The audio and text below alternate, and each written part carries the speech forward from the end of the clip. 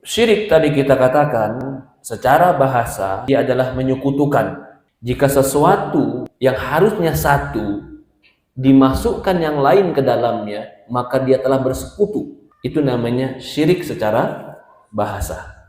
Adapun hakikat syirik secara kenyataan, dikatakan hakikat syirik adalah menyerupakan, tasbih, menyamakan, menyerupakan, mensetarakan. Jadi menyamakan, menyerupakan, menyetarakan, menandingi Allah pencipta dengan makhluknya di dalam perkara kekhususan Allah.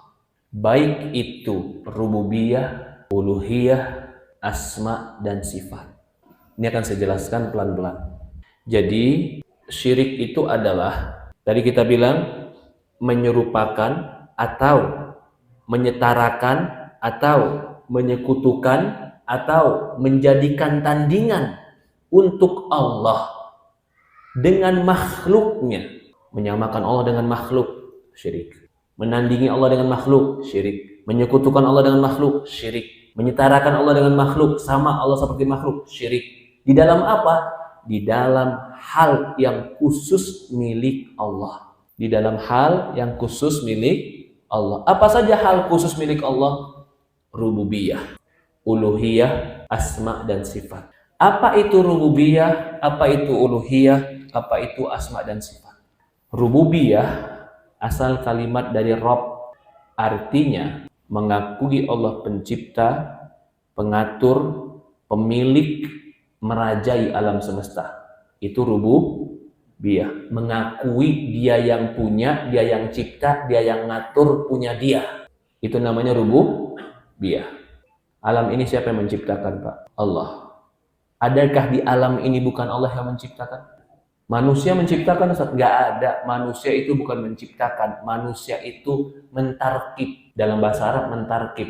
Dia cuma menggabungkan dari ciptaan-ciptaan Allah menjadi sesuatu yang baru. Itu namanya inovasi, bukan menciptakan. Mobil itu ciptaan manusia, iya. Tapi asalnya dari besi, asalnya dari ban, asalnya dari tanah. Tanah siapa yang menciptakan? Allah. Karena tidak ada di alam ini ada manusia yang bisa menciptakan sesuatu yang di luar ciptaan Allah. Oke? Kalau dia yang menciptakan, berarti punya siapa? Punya Allah. Kalau itu punya dia, berarti yang ngatur siapa? Allah. Mungkinkah Allah yang menciptakan, Allah yang punya, lalu kita ikut campur tangan ngatur? Hah? Tidak. Itu namanya meyakini pengaturan Allah rububiyah. Namanya apa? Rububiyah. Ustaz, di alam ini ada yang bukan Allah yang menciptakan. Apa yang bukan diciptain sama Allah? Kejahatan, Ustaz. Loh, memang kejahatan siapa yang menciptakan? Iblis, Ustaz. Kalau gitu, ada pencipta selain Allah di dalam ini? Nggak ada, Ustaz. Lalu kamu bilang tadi kejahatan ciptaan iblis. Berarti iblis bisa menciptakan sesuatu yang di luar, yang berada di dalam kerajaan Allah. Kalau kau bilang yang menciptakan kebaikan adalah Allah, yang menciptakan kejelekan adalah iblis, ini majusi. Majusi mengatakan kebaikan yang menciptakan siapa? Api. Kejelekan yang menciptakan kegelapan. Maka mereka nyembah api. Loh, kalau gitu iblis Allah yang menciptakan, Ustaz? Iya. Kejelekan Allah yang menciptakan, Ustaz? Zatnya jelek, iya, tapi Allah ciptakan bukan untuk tujuan jelek. Allah ciptakan untuk tujuan baik. Siapa yang ciptakan babi, Pak? Allah. Siapa yang melarang babi makan? Allah. Siapa yang menciptakan khamar, minuman keras? Allah. Lalu siapa yang mengharamkan khamar? Allah. Siapa yang mengatakan khamar itu ummul khaba'ith, induk kejelekan? Rasulullah. Ya, kalau gitu Allah ciptakan kejelekan, Ustaz. Zatnya jelek untuk kita, tapi penciptaannya pasti baik tujuannya. Kenapa Allah ciptakan, Ustaz? Liyabluwakum ayyukum ahsanu amalan. Agar menguji kalian siapa yang lebih baik amalnya. Siapa yang menciptakan riba? Allah. Allah yang menciptakan riba.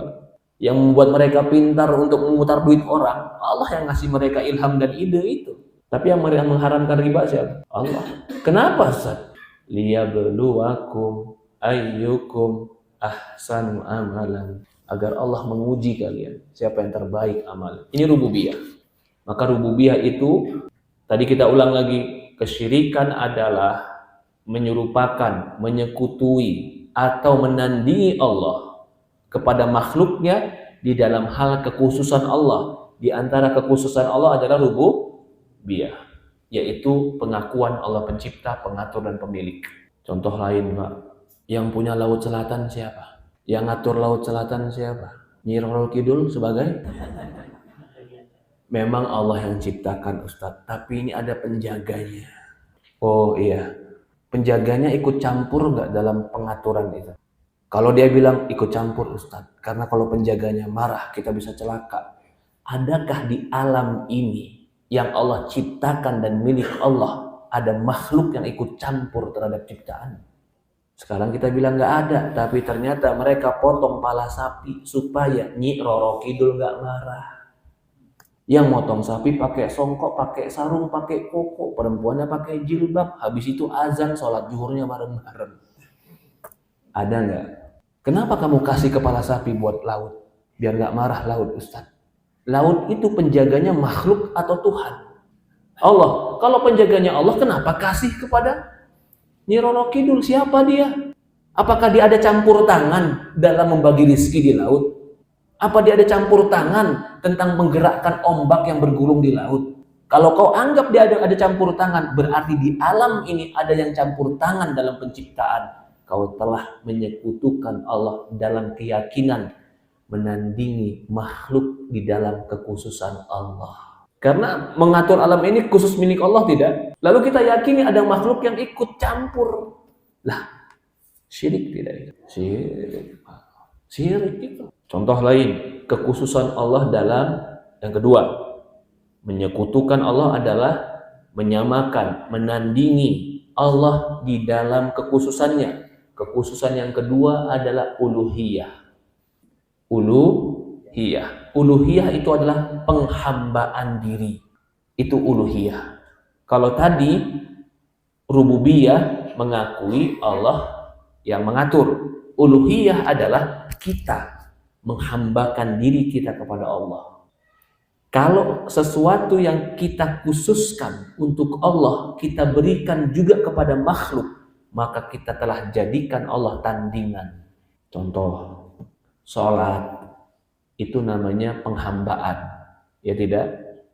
Sholat akan penghambaan kita, itu uluhiyah, ibadah kita. Kita sholat untuk Allah, maghrib untuk Allah, isya untuk Allah, tengah malam sholat untuk lilin. Dia sujud, dia ruku, dia sembah lilin. Syirik atau tidak? Syirik. Kenapa? Karena memberikan kekhususan Allah kepada makhluk. Apa itu kekhususan Allah? Disembah. Sekarang dia nyembah selain Allah. Syirik. Lah kan tadi dia maghrib isyaan juga sholat, Ustaz. Ya itulah syirik, menyekutukan. Fala taj'alu lillahi andadan. Jangan kamu jadikan bagi Allah itu tandingan. Lam yakun lahu kufuwan ahad. Tidak ada yang sekufu, setara dengan Allah. Fala taj'alu lillahi andadan lam yakun lahu kufuwan ahad. Ya. Ketika Allah mengatakan di dalam Al-Quran tentang orang-orang yang berbuat syirik, bahwasanya mereka menjadikan Allah tandingan. Contoh lain, di antara ini kekhususan Allah dengan uluhiyah, yaitu penghambaan. Kenapa sih Pak, kita kalau ke depan Ka'bah harus tawaf 7 kali? Maknanya apa di situ? Penghambaan, perendahan diri, penghinaan diri. Kita berputar-putar di depan rumahnya sambil kita memanggil dia dan kita berharap dia memberikan doa kita. Sampai kita letih, kita capek. Walaupun kaki udah letih, udah capek, jangan berhenti kecuali 7 kali. Itu bukankah menunjukkan kerendahan diri kita? Kerendahan diri kita sebagai penghambaan, itu namanya ibadah. Sekarang kalau ada orang muter-muternya, tawafnya, mengagunginya, sambil putar-putar depan kuburan. Syirik atau tidak? Syirik. Tuh kenapa Ustaz? Kan saya sholat juga. Kamu sholat iya, tapi juga memberikan ibadah kepada kuburan. Maka Allah mengatakan ketika bercerita tentang Ibrahim dan Ismail membangun Ka'bah, biarkan manusia tawaf biarkan manusia tawaf di depan Ka'bah. Karena tawaf itu ibadah. Ketika tawaf diberikan bukan untuk Allah, berarti dia telah memberikan sesuatu yang khusus untuk Allah kepada makhluk. Contoh lain, nanti kan banyak contoh-contohnya dari beberapa, tapi kita mempertegas apa itu kesyirikan. Kenapa dikatakan syirik? Menyembelih itu ibadah atau bukan? Berkurban ibadah atau bukan? Ibadah. Kisah awalnya adalah Ibrahim disuruh mengorbankan yang paling dia cintai, yaitu anaknya. Ketika Ibrahim meletakkan anaknya, ingin dia tumpahkan darah untuk menunjukkan kesetiaan kepada Allah, lalu Allah ganti anak itu menjadi domba. Semenjak itu, domba menjadi sebuah tanda bentuk pengorbanan dan kesetiaan kita kepada Allah. Menumpahkan darahnya. Allah nggak butuh dagingnya. Juga tidak sampai kepada Allah darahnya. Tapi kesetiaan, pengorbanan, ketakwaan yang sampai kepada Allah. Kalau sekarang bukan kambing, yang disembelih ayam. Iya. Walaupun dia menyembelih seekor lalat, tapi tujuannya untuk pengorbanan. Bukan besar kecilnya, tapi pengagungannya, Pak. Dia nggak nyembelih kambing, tapi nyembelihannya ayam. Dia nggak nyembelih ayam, tapi dia kasih sembelihannya berupa burung.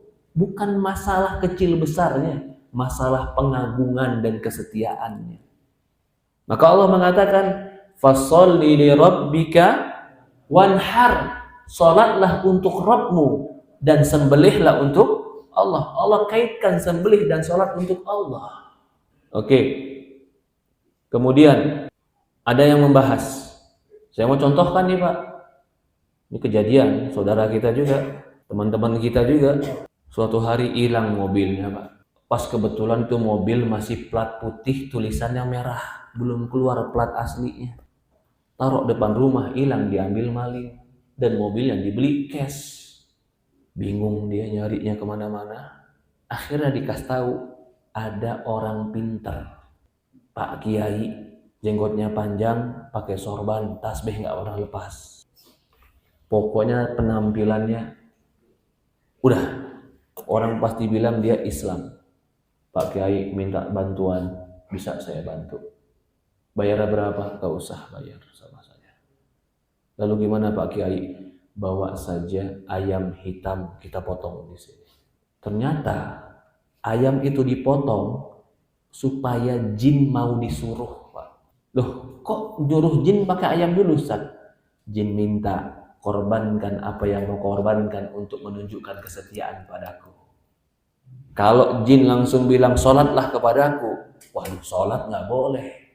Tapi jin bilang, jangan sholat, sembelih ayam untukku. Sembelih ibadah bukan? Ibadah.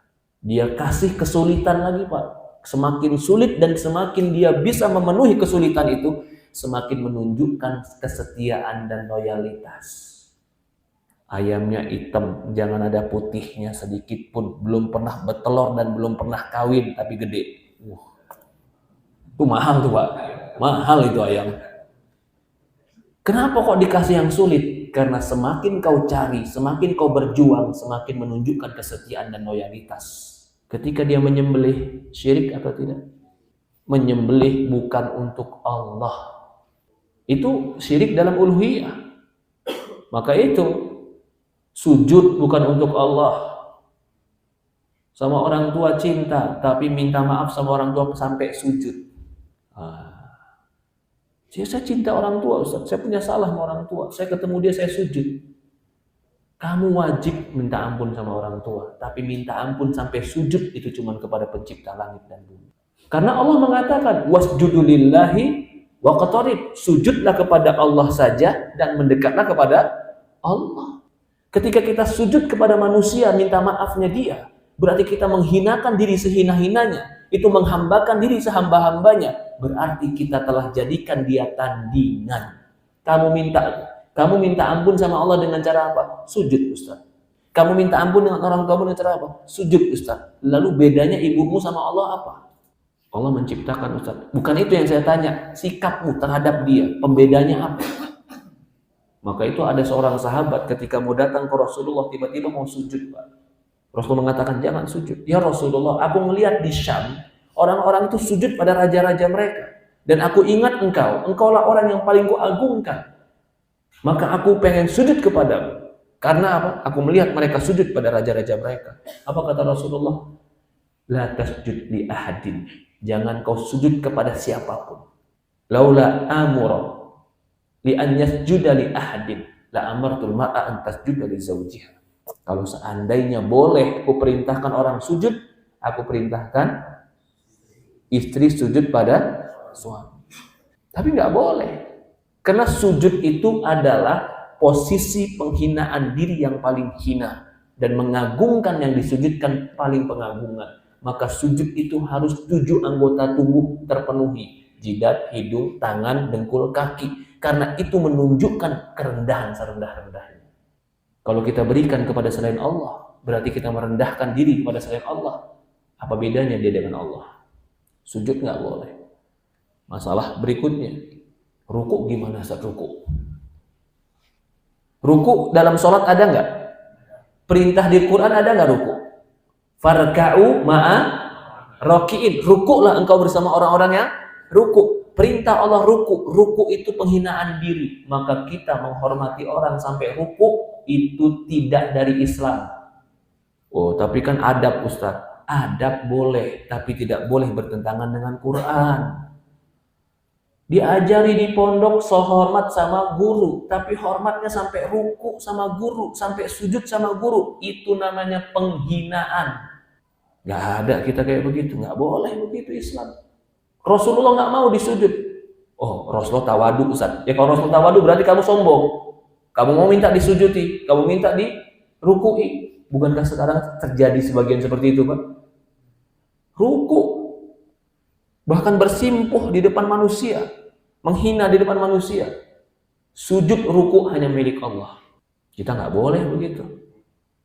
Kenapa milik Allah? Karena Allah mengatakan wasjudu lillah, sujudlah kepada Allah. Berarti tidak boleh sujud kepada selain Allah. Itu uluhiyah. Kekhususan Allah adalah uluhiyah. Terakhir, kekhususan Allah di dalam asma dan sifat. Ini terakhir. Syirik di dalam asma dan sifat ada. Allah punya nama tidak? Allah punya sifat tidak? Sifat. Mungkinkah sifat Allah sama seperti sifat kita? Tidak. Laisa kamitslihi syai'un. Tidak ada yang seperti Allah. Saya mau tanya. Bapak mendengar ucapan saya sekarang? Dengar. Allah mendengar tidak ucapan saya? Dengar. Kalau gitu Allah sama kita sama-sama mendengar. Tapi samakah pendengaran kita dengan pendengaran Allah? Pendengaran kita terbatas. Pendengaran Allah tidak terbatas. Cuman sama-sama mendengar. Tapi bagaimana mendengarnya tidak akan mungkin pernah sama. Laisa kamitslihi syai'un. Kalau kita menganggap Allah sama seperti kita, oh sama. Saya seperti Allah sama. Sama-sama mendengar. Kamu telah menjadikan tandingan bagi Allah. Contoh lain. Ini berkaitan dengan nama dan sifat juga. Allah punya sifat ilmu tidak?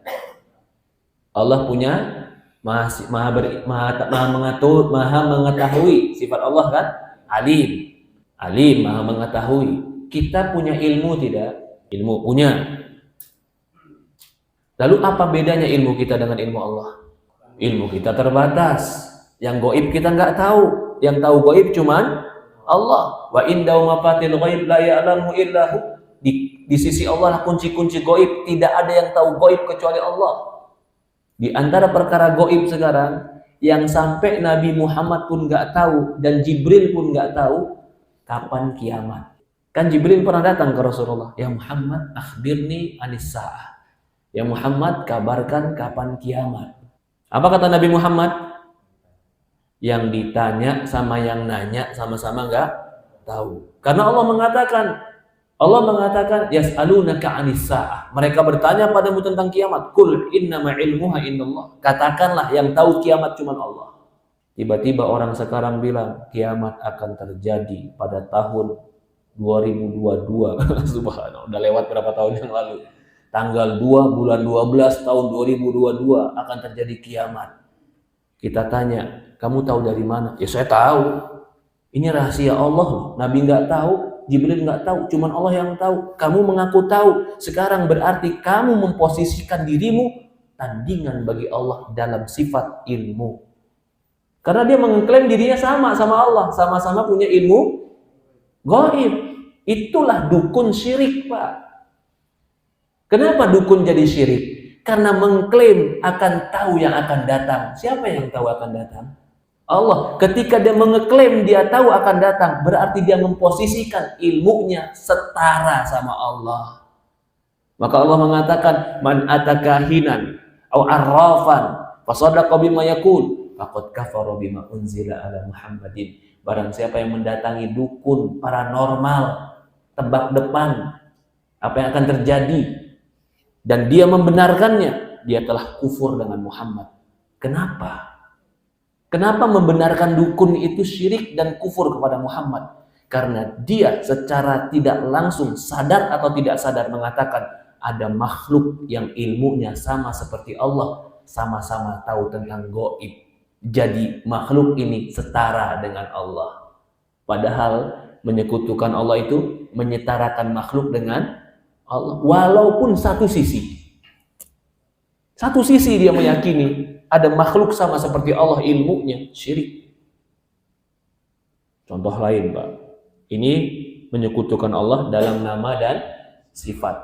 Di antara sifat adalah mengetahui ilmu gaib. Suatu hari saya pernah ketemu orang. Dia tanya, Ustadz, apa salahnya ilmu tenaga dalam saya? Saya itu kalau mau berantem baca bismillah. Setiap berantem dan pukulan zikir dan salawat kepada Nabi. Mana salahnya saya syirik, Ustaz? Saya tanya lagi, serius cuman itu amalmu? Ada ritual-ritual? Nggak ada, Ustaz. Nggak ada potong ayam, nggak ada. Nggak ada betapa, nggak ada. Lalu saya tanya lagi, adakah selain itu? Ada, Ustaz. Apa? Yang penting ketika saya mau berantem, saya tutup mata, saya pandang wajah guru saya dan saya ingat wujud guru saya, lalu saya bertakbir dan bertasbih, saya akan hebat. Oke, saya bilang itulah kesyirikannya.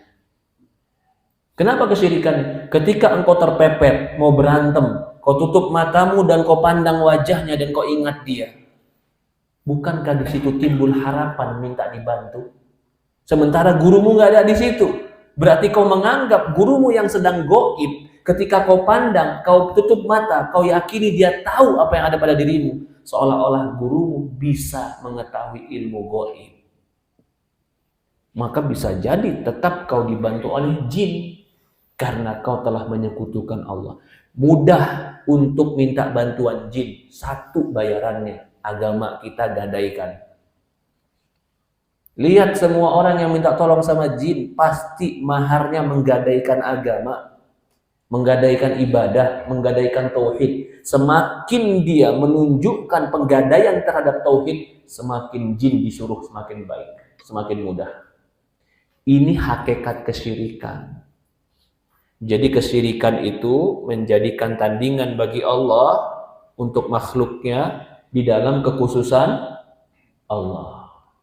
Di rububiyah, uluhiyah, asma dan sifat.